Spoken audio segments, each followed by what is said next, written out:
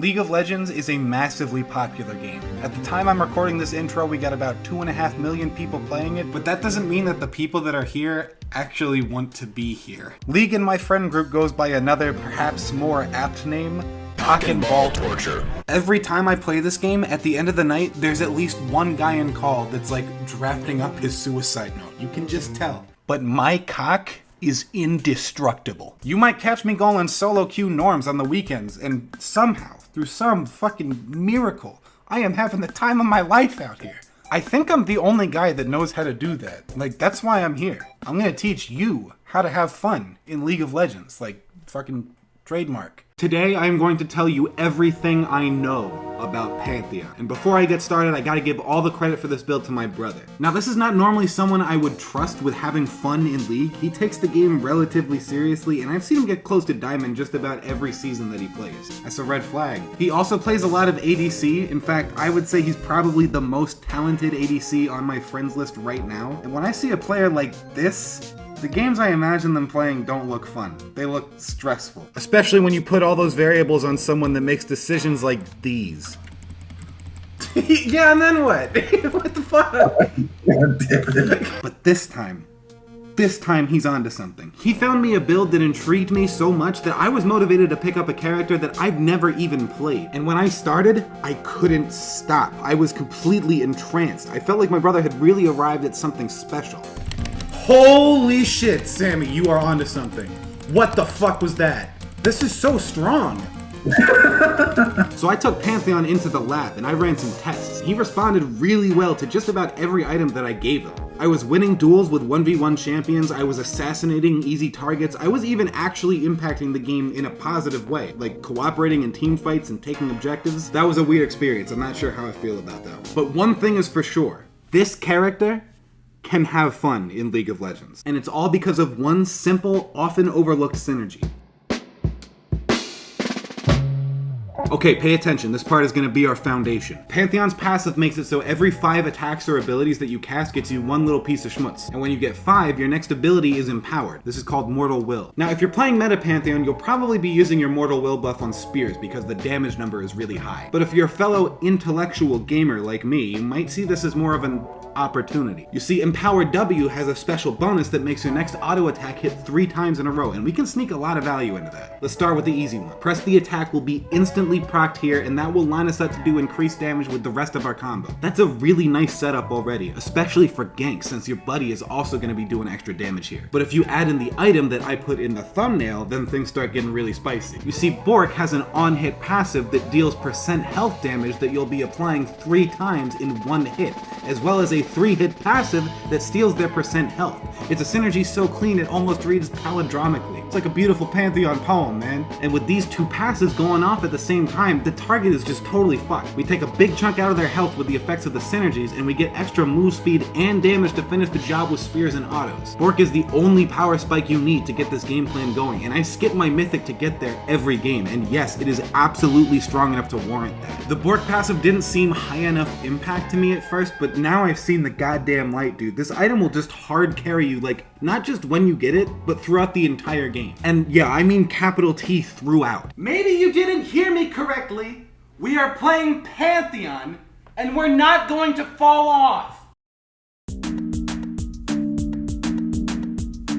Okay, right now we need to choose between good and evil.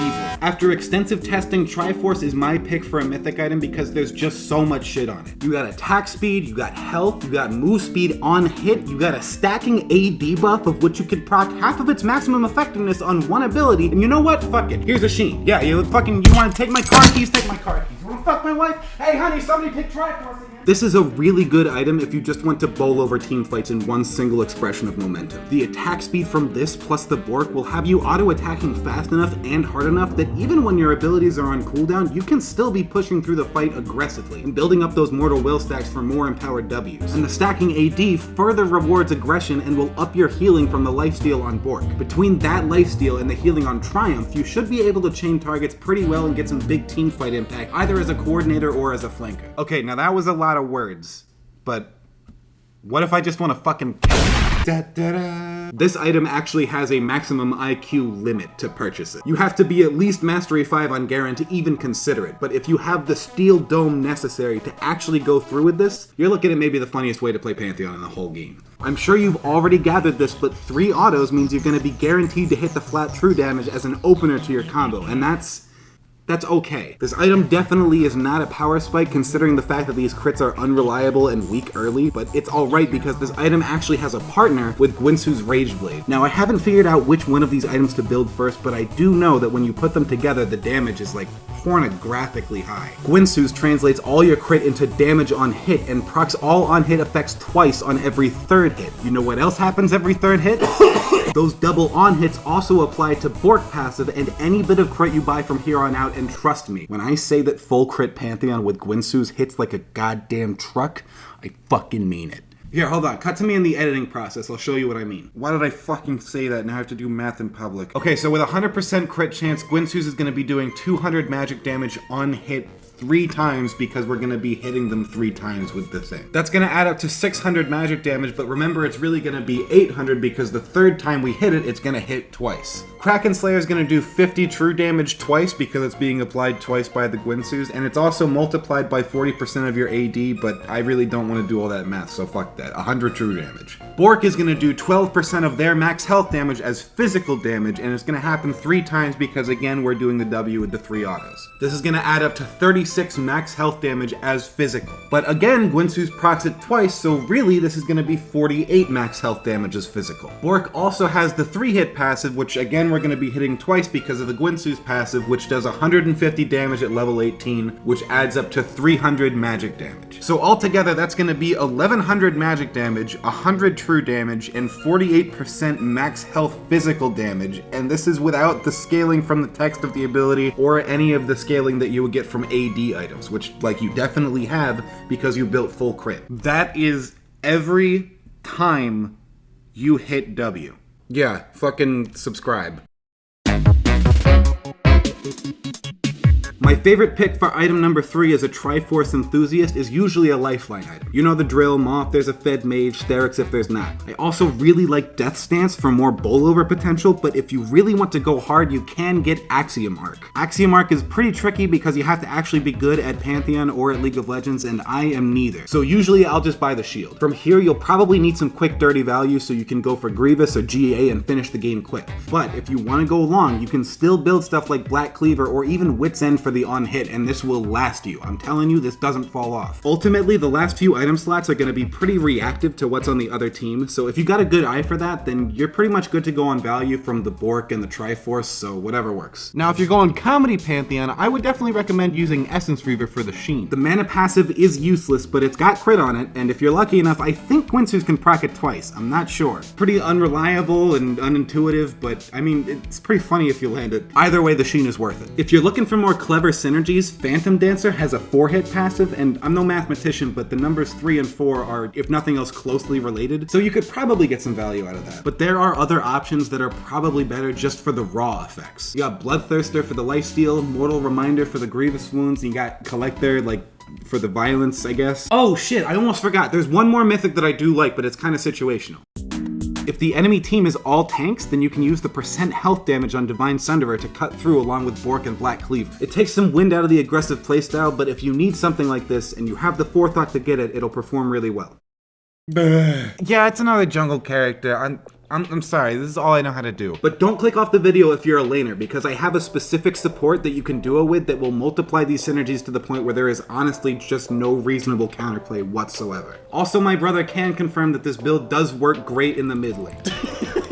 You're talking shit to the what do you do? But if you're interested in jungle, then here you go, I guess. I usually try to clear enough jungle to go back and get a component item, preferably recurve bow for the on hit. But if you believe in yourself, then fucking so do I, dude. You go for those crazy level 2 red buff ganks that we all know Pantheon is capable of. But be careful. If you whiff a gank, it's a lot of wasted time and it's a giveaway of your position. And time and anonymity are 2 things that Pantheon really need because his clear speed and his clear health, they're both kind of below average. His ganks, on the other hand, are just blatant fucking cheating. You can use Flash W to absolutely no questions asked guarantee a kill between your damage from the base stats and the enemy vulnerability from press the attack. This especially works on a bot lane with the plant strategy or from the other side if you go the long way. If your flash is down, you also have like 1,100% success rate free kills with ult, because Riot really thought it was okay to include a cross-map stun delivery system on a character that actually likes being behind the fight. Like, why the hell is this allowed?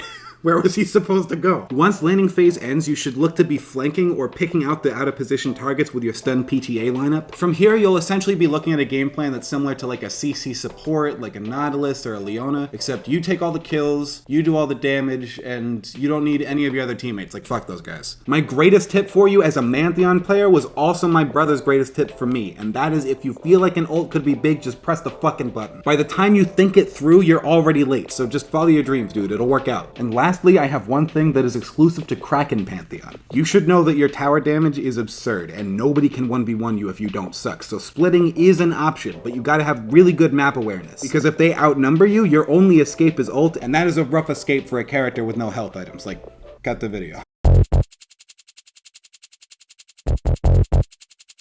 Alright, this last section has the most forbidden piece of Pantheon knowledge that I have access to, and I'm talking about Pantheon ADC. Now, this is probably an okay strategy with a number of aggressive supports, but I'm specifically talking about Nami. Some of you might know where this is going already, but for those of you who don't, allow me to direct your attention to Nami's E. It's a buff that she can apply to an ally champion that makes the next 3 hits do bonus damage on hit. Wow, that is perfect. It's like these characters were built to duo lane, and as if that's not enough, the E can proc Electrocute. Look at this shit. This is level 1! Certain pairs of bot lane champions just don't have the tools to enter the lane under these circumstances. If you want to use Bork Pantheon's powers for evil, I'm not condoning this, but if I was making a YouTube video and it just happened to slip out, I wouldn't necessarily be legally liable for any harm that would befall ADC players, would I? This is the way of the goddamn future. It's not often that I will come away from one of these videos under the impression that my build is stronger than the actual meta items, but like, good lord. I'm not even good at this character, and I still had an amazing time running into fights cock first and somehow coming out with a triple. If you're skeptical, I cannot stress enough, this is not a meme build. This is the type of shit that you can have fun with without pissing off the other guys in your Discord call or getting reported by your dumbass top laner. This is the kind of shit where you go 20-0 and some guy on the enemy team is like, oh, Bork Pantheon, huh? Maybe I should give that a shot. And he would be right. I'm not writing a fucking ending joke or anything. This is just really strong. This video isn't funny. This is just go play this. What the fuck else do I have to say to...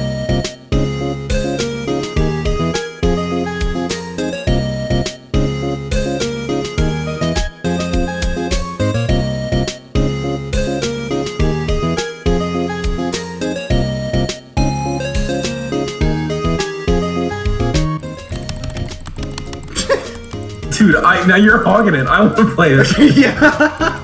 I have recurve bow, dude. You're talking shit to the O. I have recurve bow. What do you do? That's bullshit. Oh, dude, what you're telling me? That was my Bork Pantheon game. I forgot the fucking masteries. Here you go. Also, if anybody has like some hot tips to improve my sound quality with Sony Vegas and a fucking Yeti mic, I hate this shit. And if somebody tells me how to do it in the comments, I won't see it as condescending. So fucking now's the time. Thanks for watching.